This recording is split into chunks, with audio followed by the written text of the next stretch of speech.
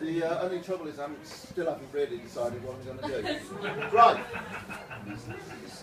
I'm going to read one poem from my book, and then I'm going to move on to completely new stuff that Bethany hasn't heard, and she might not even like the new ones. Right, okay, I'm just going to read one poem from my current collection. It's called Moscow.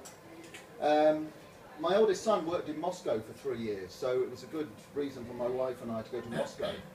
And it's a kind of an unnerving place, Moscow. It's got very wide open squares and very wide streets. And you very much feel that Big Brother is keeping his eye on you. But when I wrote this poem, I thought, well, maybe it was just my residual Catholicism coming back to haunt me, because the idea of Big Brother keeping his eye on me was something that I kind of was aware of from a very early age. Anyway, so this is Moscow. There were streets so wide in Moscow, you had to catch your breath to cross them, as though you were hustling your cherished guilt beyond austere, all-seeing eyes.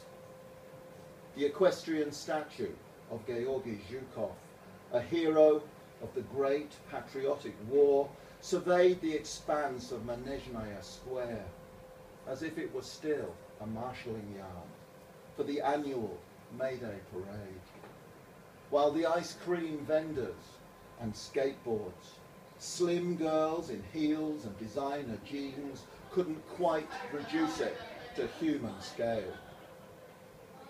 The lookalikes from Yeltsin, going back to the Tsar, exchanging smokes and joking between each solemn pose, seemed improbable chapters in a volume of virtual history. Through the reinstated archway of the Resurrection Gate, you could see St. Basil's Cathedral, which Stalin had also once tried to remove. The cheerful confusion of its domes, like an obscurantist proof for the existence of a supreme being.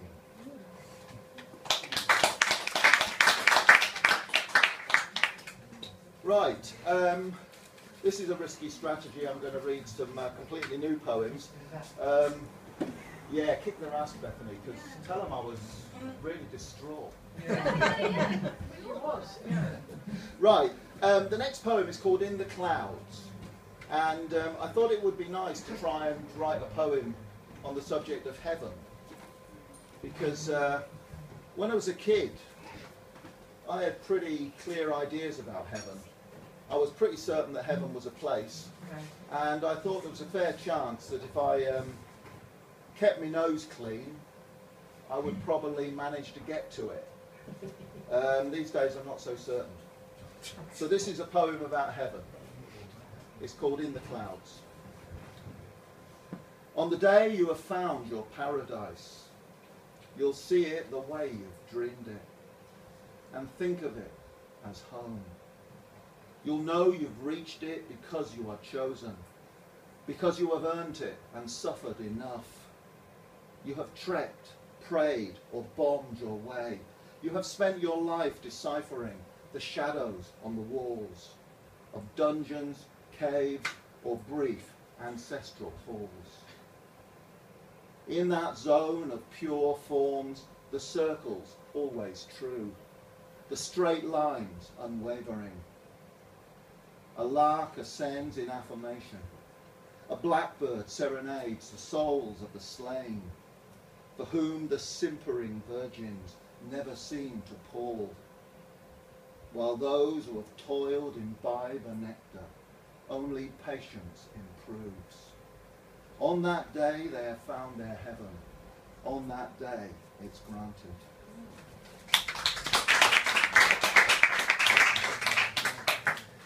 Right, this next one is called Territory. It's a poem that started off about ants. And ants have a very strange effect on me. Even now, as I think about ants, I can already start feeling my skin crawling a little bit. And if I look at ants' nests, and I've had many ants' nests inflicted on me over the years, it just sends my skin going crazy. And this is a good example of the mind-body thing that you get in philosophy. Why something that you can't touch makes your flesh go all, is a bit of a mystery. Anyway, it's a poem about ants, but possibly goes on to be about something else. Territory. For a week now you have felt uneasy, noticing signs. With skies even brighter than those you dreamed of, you sensed a frenzy in the crazed speck you crushed on a worktop. Mapping imaginary lines. Across your kitchen's granary tiles, they have sent out explorers, hewers and drawers, to probe your landscape of leakage and spills. Tracking down their base, to a crack beneath the back doorstep, you lift a mat, raising the lid on what till then had seemed a time for wine, and laid back al fresco lunches, merely to know they are simmering there. Obsessives wired to a common cause makes your scalp sizzle. They are all over the fissures, dividing mind from matter. The worst room in your head is one with a plaque that reads, infested. Behind the dark bureau, your skirting board is dust. There are creatures there with dragonish wings. Feeling bad, you'll try hot water, powder. The sweet adhesive gels, they'll pass from one to the other. It is all a question of space. There is no way it's personal.